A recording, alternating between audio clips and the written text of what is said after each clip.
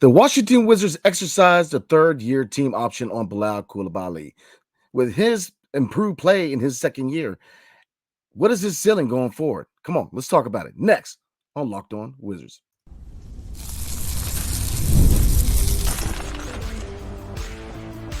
You are Locked On Wizards, your daily Washington Wizards podcast, part of the Locked On Podcast Network. Your team every day. What's up, everybody?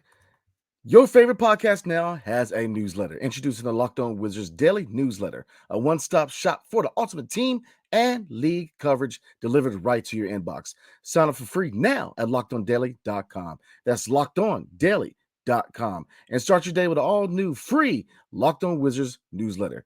And tonight's episode is brought to you by Gametime. Download the Gametime app, create an account, and use promo code LockedOnNBA for $20 off your first purchase. All right, everybody, today, good news. The Washington Wizards have formally exercised a third-year team option on Bilal Coulibaly. So the question is, with his improved play in his second season, what is truly his ceiling going forward? Because I think the young brother has team or star potential, that is. So definitely good news with them exercising his third-year team option. And I think we all kind of knew it was going to happen, so it wasn't really a mystery, right? But how good can Bilal Coulibaly be? But before we get into that, we're going to read the official press release for the Wizards exercising his team option on Coulibaly. And it says, the Washington Wizards announced today the team has exercised a third-year rookie scale team option for guard/forward Bilal Coulibaly. Through 3 games this season, the second-year pro is averaging 16 points, 4.7 rebounds, and 3.3 assists per game on 50% shooting for the field. Coulibaly notched a career-high 23 points against Cleveland Cavaliers on October 26, also tying his career high with 4 made threes. The Courbevoie, France native, and I practiced that, y'all, played for his home country during the 2024 Olympic Games in Paris, appearing in 6 games and contributing to a silver medal-winning French team. In his rookie campaign, Coulibaly ranked 6th among rookies in total steals and blocks and was in the top 10 for points. He was 9th and 8th in rebounds at the time of his season-ending injury. He was the second youngest player to appear in a game last season, averaging 8.4 points, 4.1 rebounds, and 1.7 assists per game, with a shooting percentage of 43% from the field and 34% from three-point range. So, all right, everybody. Was he deserving of his third-year option being picked up? Absolutely. I mean, the kid has star potential. Usually they have what is called a sophomore slump, which is the title of the thumbnail, where, usually players kind of go through growing pains in their second year. And then third year is usually where they figure out and have that breakout campaign. But, looking at Bilal, it doesn't seem like he has a sophomore slump. He's been playing really good basketball. And, in his rookie year and really coming out of the draft, we knew that he was a defensive-minded player. Now, the offense, with him being very raw, very young, coming out of France, his offensive game, it needed to be kind of nurtured, right? It needed to be developed. And, his rookie year, he showed glimpses. He wasn't as raw as we thought he was going to be, especially from the three-point range, because I thought that with his shot, it was a very fluent shot. He just needed a faster release. He didn't have a mid-range game, and obviously his ball handling needed to be worked on, where he had a very high bounce in his ball handling. But this year shows that he put in the work in the offseason, and the Olympics with him getting experience. And yeah, he didn't play as much as we thought he was going to play in the Olympics, but I think we can agree that just being around vets like Rudy Gobert, a lot of these guys have been in the league for a while, seeing what they do on the court and off the court, preparation, how to treat your body, how to put, things like that. People don't realize that talent is only so much of the equation. Everything, there's other factors going to what makes a player successful. If you look at players like LeBron James, where he invests $1 million, where, you got it, but he invests $1 million per year in his body. And if you got it, you might as well put it in your body, right? Because you're an investment. And, diet. When you look at players like Zion Williamson, where diet is such a, factor in him. He's a guy who has superstar potential, but because he has a bad diet, it's really held him back from reaching his full potential. So, he had the opportunity to be around pros that have been in the game for a while and learn from them. And obviously, if you look at the leadership, what we have in DC, Kyle Kuzma, Jordan Poole emerging as a leader, Corey Kispert to a certain degree, Anthony Gill, Malcolm Brogdon. You got guys, Jonas Valanciunas, who've been in the league for a while, who can teach, young players like Bilal, like Alex Sarr, like Bub Carrington, Keyshawn George, that the small things that make a player successful, not just on the court, but, work habits, man. Developing good habits. So, like I said, he learned a lot. He grew a lot, not only just physically, because he grew. He is now at 6'8". But he matured. This is a young man who was very, very young, but has shown signs that he's willing to put the work in. And I think that you should be very, very excited about Bilal Coulibaly, because to me, yes, the star draft is a 2025 draft, and you can kind of look at the 2026 with Cameron Boozer, Carlo Boozer's son, being the headliner of that draft. But to me, I kind of came to this conclusion that the 2025 draft for the Wizards is the finishing touches, because I feel that the last two drafts under Will Dawkins, he's done well. Now, the jury is still out on Tristan Vucevic. I think that by the deadline, when you move on from Jonas Valanciunas, when you potentially could move on from Rashawn Holmes, we'll see about Marvin Bagley III. Even though he's on an expiring contract, very tradable, it's shown that he could be productive. But looking at his age, who knows? Could be around for a while. So, like I said, I think he should definitely get the opportunity to play in the second half. But getting back to Bilal, and the rest of these guys under Will Dawkins, they're continuing to show why Will Dawkins, when he looks at these players in the draft, he looks at what they could be. And when you look at the fact that they added, a revamped scouting department to find these players, and Brian, head coach Brian Keefe, where his big MO is what? Development. His resume is immaculate in the game of basketball, in developing young players, and not just developing them to be starters or average players. He's developing guys who ended up being all-stars, ended up being the Hall of Famers. The work he's done in so many places, I said, time and time again, the work he's done in Oklahoma City, the work he's done with players like Kristaps Porzingis, Brandon Ingram, all these guys play at a high level. So I think that he's the guy for the job. So like I said, Bilal Coulibaly, getting back to that question, how good can he be? I think he has star potential. I think he could be an all-star. I think that he definitely has all defensive capability. I think he can be on the all defensive team. He's shown that he is that guy defensively. Now, offensively, he has impressed. Now, I do think that he's going to have his growing pains. I think that he's formally going to have that breakout campaign next year. I think he still has some fine tuning to do. He's worked on his ball handling. You see that improvement. He's developed a mid range game. He has the ability to attack the basket. He's finishing through traffic and through contact a lot better than last year. Even though he did put a few people on the poster, he definitely fine-tuned his skills. And like I said, this was a very productive offseason for Bilal Coulibaly, because he got that experience. He got that knowledge through the Olympics. He got the experience of playing in big games. Team France was up there. They were a team that was challenged for that gold. So, he played in big games. You know what I mean? And he's been in atmosphere. If you look at a lot of these foreign leagues, a lot of these foreign players, they play in atmospheres that, to a certain degree, depending on the team, could be at the NBA level as far as crowd and stuff like that. So, like I said, he's a guy who he learned a lot. He really grew a lot, not just physically but mentally. From my times talking to Bilal, man, very humble young man, guy who's ready to work, who knows he's young, he's willing to learn from these vets, and you kind of see why these veteran mentors are very important. Now, obviously, the mentorship is only going to go so far, because a lot of them are going to be moved at the deadline. It should be, because I think after the deadline is going to be a youth movement. I think Will Dawkins, he made the comment at media day where, look, this team is going to take a while, and they're going to get younger. They're going to get younger. So for everybody who kind of wants to see a lot of these vets get moved and cleared, space in playing time for these young guys, you will get your wish after the deadline. I'll be very surprised if, now could you see players like, obviously Jordan Poole is a guy, he's a gray area guy where, he's well liked in the building. He's somebody that, when they look at him, they see a player who hasn't hit his potential, or he really hasn't hit his potential yet. He still has immense potential, and he hasn't hit his prime yet. He's a guy who, give credit his due. He's played good basketball right now. And I think that if he continues to play the way he's playing now, he's going to show his true worth to his organization going forward, where, he could be a future piece. But then looking at the full scope of things, look, I definitely think that he should be in the conversation of most improved players if he continues to play the way he is.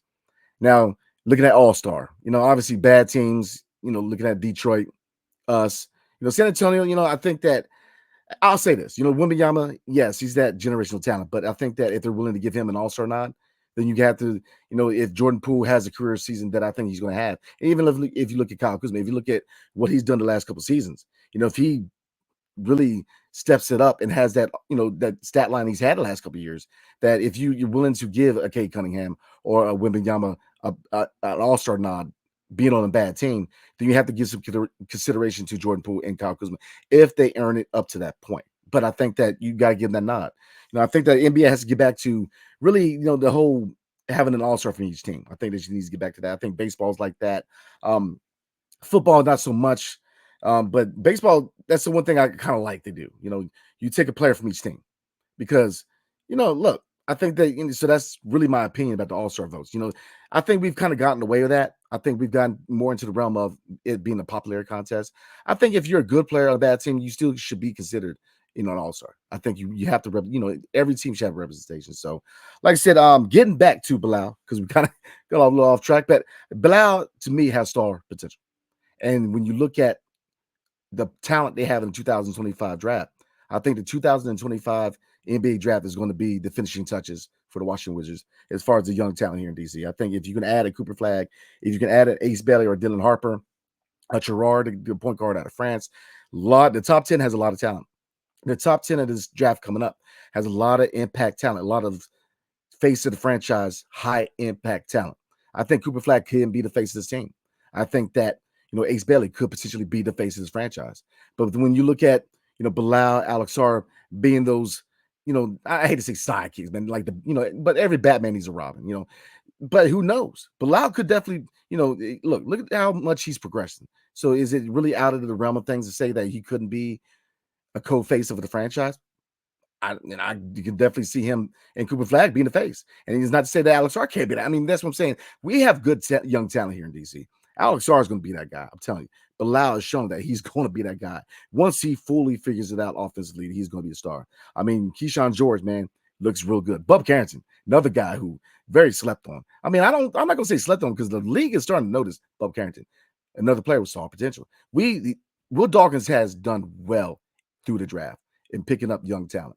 And you have to look back and say, look, his moves to not only, I get it, the Denny trade wasn't popular, but him acquiring the 14th overall pick and the 24th overall pick to acquire Keyshawn George and Bub Carrington, or Bub Carrington and then Keyshawn George, you got to give credit where it's due. Those were really good moves to the draft. I mean, through the trade game, through the draft. I mean, that was good. That was chess, not checkers, man. And that's what I'm saying, that we have the right people in the right spots. And the front office, they're cooking with oil right now. So like I said, Bilal Coulibaly, you guys get in the comment section. Let me know what you're thinking. But I think that Bilal can be an all-star. Now, he's got some time. Still has to develop. But when you add him to potential, if you look at him, Keyshawn, Bub Carrington, Alex R, and you could potentially add a Cooper Flag. And if, depending on what the direction of this team after that draft, and add somebody like a Cam Boozer or somebody else in that draft, this is going to be a really nasty and dangerous young team. I think we all can agree that we're heading in the right direction. We're going to have to go through them growing pains, and we're going to have a lot of growing pains this year. So, like I said, keep the faith, guys, because we're definitely headed in the right direction. So, we're going to get into tomorrow night's preview for the Hawks, man. They're going to be looking for some payback after us catching that win in the ATL. So, we're going to look at the 3 keys to development. But before we do, tonight's episode is brought to you by Gametime. So, you guys know me. I'm going to games all the time, man, because I'm a sports fanatic. And to me, Gametime is the go-to app as opposed to the other ones. And I ain't gonna name drop nobody, but there's 3 reasons why Gametime to me is the best out of all the rest, right? Number 1, Gametime picks. Creation makes it easier to save more on sports tickets, but it's not just sports. Concerts, comedy shows, theater events, etc. What else? All in pricing. Toggling this feature shows a total upfront with no surprise fees to check out. So a $50 ticket doesn't end up being a $90 ticket. What you pay, what the price is what you pay. Seat views. Get a panoramic view from your seat in the app before you buy it, so you know clear what your view is and if you get your money's worth. So do yourself a favor, guys. Take the guesswork out of buying tickets with Gametime. Download the Gametime app, create an account, and use promo code LOCKEDONNBA for $20 off your first purchase. In terms apply. Again, create an account and redeem code LOCKEDONNBA, LOCKEDONNBA for $20 off. Download Gametime today. What time is it? Gametime. All right, everybody, let's get back into it. So tomorrow night, we are back in the 202 where we host the Atlanta Hawks. So they're definitely looking for some payback because we caught that close dub in the ATL. So we're gonna look at the 3 keys of development. Now tomorrow I will be on the Matt Moderno's Department of Hoops podcast pregame. So definitely check that out. Me and Matt are gonna chop it up and talk about the Wiz Kids as they head into their 4th regular season game of the year. So again, definitely shout out for the Department of Hoops podcast. Shout out to Matt Moderno. Definitely appreciate the invite. So, all right, let's get into tomorrow night's matchup, 7 o'clock at Capital One. What are my 3 keys to development? Well, number one, live or die on the perimeter. We've got to clamp down the perimeter. We know that Trae Young, look, Bilal Coulibaly did a heck of a job putting the clamps down on Trae Young. But, my thing is this, Trae Young going to be Trae Young. The biggest thing to me is putting the clamps on his supporting cast. DeAndre Hunter can shoot. A lot of these guys can shoot. Reese Shea, he's a guy who can definitely hit the shot. And if you look at other guys on the roster, Jalen Johnson can hit the three, he can hit the mid-range. So like I said, when you put the clamps on, definitely want to see Bilal continue to guard the best player on each opposing team. I think that's the best key to success for this defense. Bilal is our best defender, and I definitely want to see him putting the clamps on their best player because that's going to be his job for years to come. So if he starts now, I think that's definitely his role, being that lockdown guy, which is what he is. So, but you've got to be able to put the cuffs on the supporting cast, and they have a supporting cast that if you sleep, they will definitely wake you up the 3-point shot. So, like I said, definitely want to put the clamps on them, not only in the perimeter, but definitely in the paint. Let's see. And also on the perimeter, as far as shooting, definitely shooting high percentage shots, not only on the perimeter, but also mid-range. But if you look at the shooting numbers for this team, 4 guys we rocked it out from the perimeter. So if you have the shot, let's hit those high percentage shots, especially from 3. So number 2, attack. Let's not only get to the charity strike, but let's collapse his defenses and open people up. Definitely want to see good games from Corey Kispert from behind the arc. I think Keyshawn George is going to bounce back. I think he's going to have 10-plus points. Jordan Poole, again, continues to shoot really good shots, man, not only from behind the arc, but mid-range, getting to the basket, and just being overall just nasty, right? Kyle Kuzma, he's shown that, he's taking a step back. He's working his way out of a slump. Definitely want to see another big game from him, being a number one option, man. Definitely want to see him, shoot high percentage shots. As we all know, inefficiency is an issue at times and can be prone to turnovers. But, look, we know he's that guy to score, be that scorer. We need you to open things up and then let Bilal, Alex, give them opportunities and let's get them rolling, right? So that's what I'm looking for. Number 3, limit turnovers, man. How do you do that? Fluent ball movement, communication, work as a team. I think that, like last season, especially in the second half, when this team has fluid ball movement, when they communicate, when they really act as a cohesive unit, they can be good. Now, is it playoff good? I know we all know the answer to that question, but this team's building that culture. Like I said, the game in the ATL was a good culture win. And the mantra underneath head coach Brian Keefe is you play hard, you play to win. Look, clearly there's going to be a talent gap versus most teams in this league. It is what it is. I mean, there is going to be a talent gap. We have nice young talent, but we're not there yet, and we're still developing. So, but you still play hard, you play to win. And yes, Atlanta, they did that. They kept in the fight. Now, did they have their fair share of issues? Yes. It was not a pretty game. There was a lot of turnovers, a lot of issues on both sides, and so we did end up being the winner of a very sloppy game between us and the Hawks. But I think that if we could show up the turnovers, we will be a better team. So definitely limit the turnovers. So all right, everybody. Like I said, tomorrow night, 7 o'clock, definitely show out at Cap One. The Atlanta Hawks are coming back for revenge after we caught that L in the ATL. So all right, everybody. I will be on Matt Moderno's show, the Department of Hoops pregame tomorrow night. And again, we will definitely be going live after the game. So definitely hang out with your boy, Chop It Up live tomorrow night after the Atlanta Hawks and Washington Wizards matchup. So all right, everybody have a blessed night. And I will see everybody tomorrow night. Hail to the Wizards and peace.